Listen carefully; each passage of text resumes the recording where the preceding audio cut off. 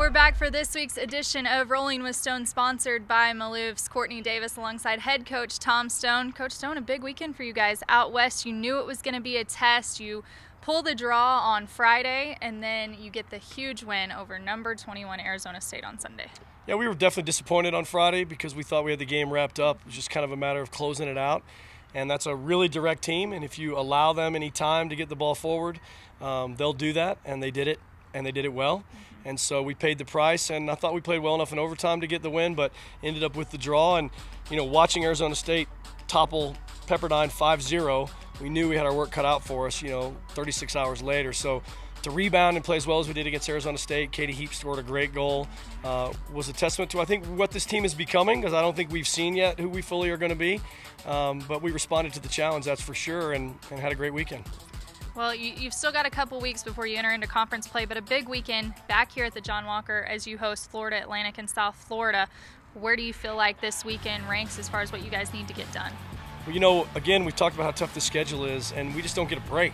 I mean, FAU is one of these up-and-coming programs like ourselves, like Kentucky a few years ago, these teams that are just coming on. And this is one of those teams now, and they're one of the best and most accomplished college coaches in America, Patrick Baker, who has won, I think, more conference titles in more different conferences and more games with different programs than any college coach in history. He's been to the Final Four with Florida State. He's won big at Georgia. He was great in the Ivy League. He was great at Cal as the associate head coach, and now he's building this program. So it's a dangerous game because they're coming on, they're hungry, and PB knows what he's doing. Might be the best coach that we've faced this year in the non-conference.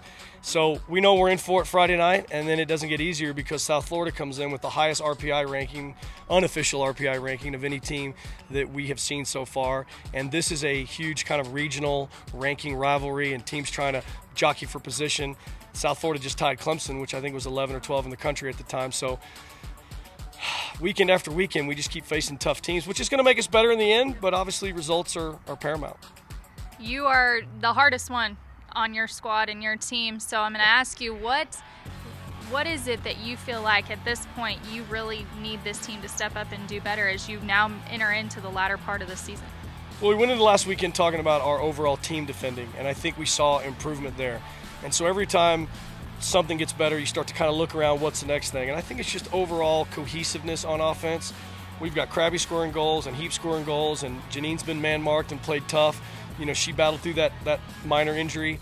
But the whole team offensively just finding each other, the timing of runs, the overall cohesiveness of it, I think is another piece that needs to come together. And when that does, we've got the personalities to score. But we've got to be in the right positions at the right times. And when that happens, it's going to be fun on both ends of the field. But both defensively and offensively, we're still a work in progress. Well, the work in progress will continue here Friday night as the Red Raiders host Florida Atlantic for a 7 o'clock tip-off, and then come on out on Sunday as the Red Raiders will then face South Florida for a 1 p.m. kick. For Tom Stone, Courtney Davis, and JK, this has been Rolling with Stone, and we'll see you next week.